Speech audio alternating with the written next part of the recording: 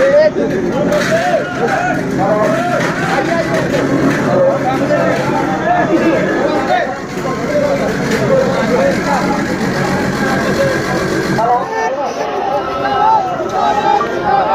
सिकंदर हुड्डा जिंदाबाद जिंदाबाद जिंदाबाद। भाई सिकंदर हुड्डा जिंदाबाद जिंदाबाद जिंदाबाद। चौधरी सिकंदर हुड्डा जिंदाबाद जिंदाबाद जिंदाबाद। भाई सिकंदर हुड्डा जिंदाबाद जिंदाबाद जिंदाबाद। भाई सिकंदर हुड्डा जिंदाबाद।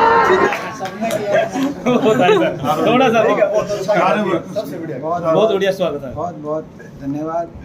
जो है सबका स्वागत जो आज हुआ है, और जो आपने जैसे कहा कि केवल फूलों ही नहीं, जिस जोश के साथ, जिस जो संख्या और जिस हाजिरी के साथ, मैं समझता हूँ नरवाना में आप भी हमारे प्रोग्राम कवर करते हैं, आप भी देखते होंगे, शायद ऐसा प्रोग्राम आपने 2 क्विंटल फूक फाड़ दिया। पूरा खेत ले आए, 2-3 खेत ले आए जी। दीपेंद्र जी, निकाय चुनाव की तारीख का ऐलान हो चुका है, तो क्या कहना चाहेंगे? अभी जो कांग्रेस पार्टी अपने सिंबल पर लड़ेगी क्या इलेक्शन? देखिए, ये फैसला कांग्रेस का, हमारा कल एक बैठक है, 4 बजे मेरे ख्याल टाइम आया उसका, तो एक बैठक है, सारे आपस में डिस्कस करेंगे, और जो हमारे सारे वरिष्ठ नेता है कांग्रेस पार्टी के, और उस पर हम सब विचार विमर्श करके कोई फैसला लेंगे। सर, आप जो विपक्ष से आपके समक्ष से प्रोग्राम कर रहे हैं, जहाँ भी जा रहे हैं, मतलब एक आपके कार्यकर्ताओं का अलग ही जोश देखने को मिल रहा है, तो हम ये क्या मान के चलेंगे सर, जो फतेहबाद रैली हो रही है वहाँ सरकार बदलने का ऐलान कर दोगे आप?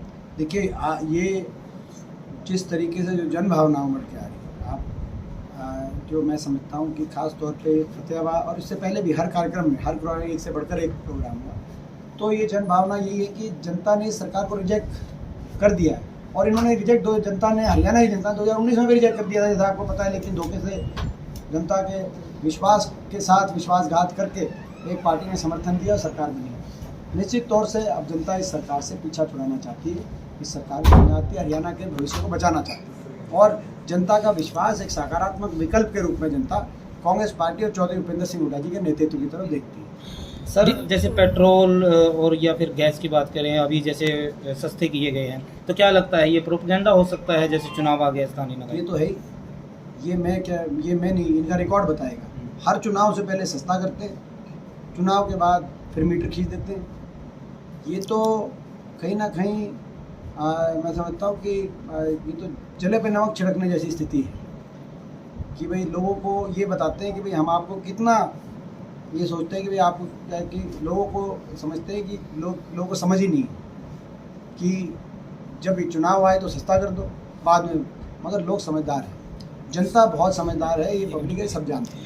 सर, एक पंजाब में जो आम आदमी पार्टी सरकार है, और अभी जो स्वास्थ्य मंत्री पर भ्रष्टाचार के आरोप लगे, उसको जिले में भेजने का काम किया, कैसे देखते हैं इस चीज़ को आप? देखिए, उनका जो ऑडियो वायरल हुआ था, उसके बाद सरकार के पास कोई चारा नहीं बचा, क्योंकि ऑडियो में जिस तरीके से खुले तौर पे वो जो रिश्वत की बातें कर रहे थे, जो मंत्री, स्वास्थ्य मंत्री मानसा विधानसभा क्षेत्र से जो जीतते हैं, तो उनके ऊपर कार्रवाई की गई। उससे ज़्यादा हरियाणा के अंदर तो आप इनके सांसद डॉक्टर अरविंद शर्मा से लेकर दादा गौतम तक ने लिस्ट ही जारी कर रखी है।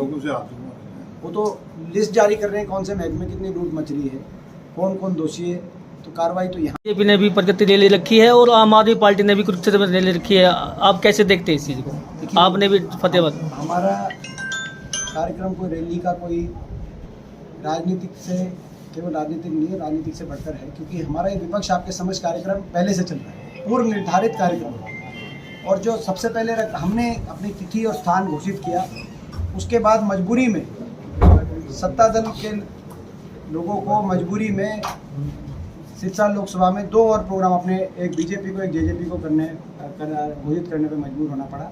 इसको हम अपनी कम से कम पूरी नहीं तो आधी जीत मानते हैं। पूरी जीत तो तब है जब या तो सरकार जो हमारी मांगे हैं उनको मानते हुए जनता के हक में फैसले लेगी, या ये सरकार को सत्ता से बाहर करने का काम जनता करेगी, तब हमारी पूरी जीत होगी। लेकिन कम से कम इनको लोगों के बीच में आने पे मजबूर होना पड़ा, इससे हमें संतुष्टि। तो सर, ये विपक्ष आपके समक्ष ये कार्यक्रम आपने क्यों करना पड़ा आपकी पार्टी के? ये देखिए, आपने देखा होगा जींद में भी किया था, उसमें भी हम नरवाना आए थे, कि नरवाना ये सिरसा लोकसभा का भी हिस्सा है और जींद जिले का भी हिस्सा है, तो दोनों प्रोग्रामों में इस का नरवाने का हिस्सेदारी रही है। देखिए, जब जनता को भूल गई थी सरकार कोरोना के समय, किसान आंदोलन के समय, और केवल लूटने खसूटने कर अपनी तिजोरी भरने में, ऐसा व्यापक स्तर पर भ्रष्टाचार कभी नहीं हुआ हो। लूटपाट जो हरियाणा के अंदर जिस तरह खुली और लूट की छूट के नींव पे सरकार बनी है, लूट की छूट लेकर का लाइसेंस लेकर ये सरकार का आपस का समझौता इनका हुआ बीजेपी जेजेपी का। और ये मैं नहीं कह रहा, ये जेजेपी के विधायक आपको बता देंगे। तो ऐसे में विपक्ष की जिम्मेदारी है कि जनता की लड़ाई, हर वर्ग की लड़ाई लड़े। और हमने कोशिश करी हर विपक्ष आपके समझ कार्यक्रम में एक नया मुद्दा या एक दो नए मुद्दे हम लेके, जैसे फरीदाबाद में हमने बिजली का मुद्दा उठाया कि सरकार ने बिजली का ना कोई थर्मल प्लांट लगाया 8 साल में, ना जो हमारे समझौते थे उनको लागू कराया। और जबकि हमारी सरकार में थर्मल के 4 बिजली के प्लांट, एक परमाणु का प्लांट 1 लाख करोड़ के लागत से लगाए गए। बिजली को सरप्लस हरियाणा को प्रदेश बनाया गया। स्वयं खट्टर सरकार ने 2015 में झाड़ली के अंदर 1 यूनिट को सरप्लस बिजली बता के हरियाणा को सरप्लस बिजली स्टेट सेंट्रल पूल में सरेंडर कर दिया। अब ये स्थिति है कि ना प्लांट लगे, ना उत्पादन बढ़ा, ना वो जो करार, जो हमारे समय जो करार हुए थे 2 रुपये 94 पैसे में, इतने सस्ते, उनको इन्होंने लागू कराया, जिसकी वजह से बिजली संकट दोबारा से प्रदेश में आ गया, जिस बिजली संकट से छुटकारा मिला था बड़ी मुश्किलों से। तो ये मुद्दा हमने फरीदाबाद में उठाया था। फतेहाबाद में हम गेहूं पे बोनस 500 रुपये क्विंटल का बोनस मिले, वो मुद्दा उठाएंगे।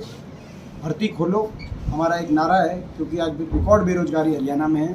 युवाओं के लिए भर्ती, जो वेकेंट पोस्ट पड़ी है शिक्षकों की, पुलिस कांस्टेबल की, फौज की, वो भर्ती खोलने का की घोषणा हो, ये हम मुद्दा उठाएंगे।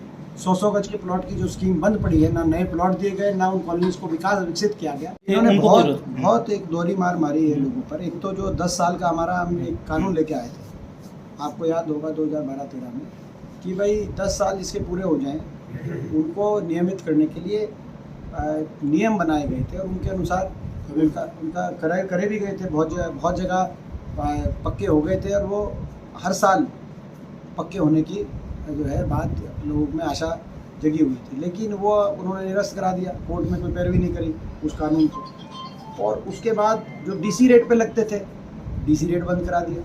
तो धौरी मार हर तरीके से हरियाणा के युवाओं को, तो नौजवान को तो बाहर मार मारने का काम का भी कौशल विकास निगम बनाया। तो मैं समझता हूँ कि कहीं ना कहीं ये सरकार हरियाणा के युवाओं को एक मोहरे की तरह इस्तेमाल कर रही है।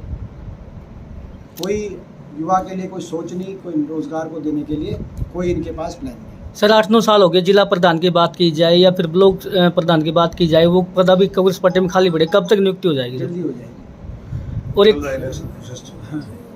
और एक और सर, अभी जो है कांग्रेस हाईकमान ने भूपेंद्र सिंह हुड्डा को फ्री कर दिया है, तो कैसा बदलाव देखते हैं सर इसको लेकर आप? ये आप बताओ, आपको दिख रहा है कि नहीं बदलाव, आप बताओ। क्योंकि ये पूरे प्रदेश में, मैं समझता हूँ प्रदेश की जन भावनाओं को समझते हुए कांग्रेस हाईकमान ने जो चीज़ नेतृत्व ने जो फैसला लिया, उनका धन्यवाद करते हैं। सर कांग्रेस पार्टी में सर आप भी जो है, जिस तरह से पहले एक तरफ खटास थी, कि आप भी वो खटास है गया? प्रयास यही है कांग्रेस हाईकमान का भी, और प्रदेश कांग्रेस में चौधरी भूपेंद्र सिंह हुड्डा जी का भी, चौधरी उदय भान जी का भी, और हम सबका, कि हम सब साथियों को एकजुटता से लेके चले। सर कुलदीप बिश्नोई और अन्य साथी है, वो नाराज चल रहे हैं, कैसे देखते हैं सर को मनाने के लिए? सबको वही जवाब था उसी को। सर आज के स्वागत के बारे में देवेश पुनिया जी ने जो स्वागत किया फूल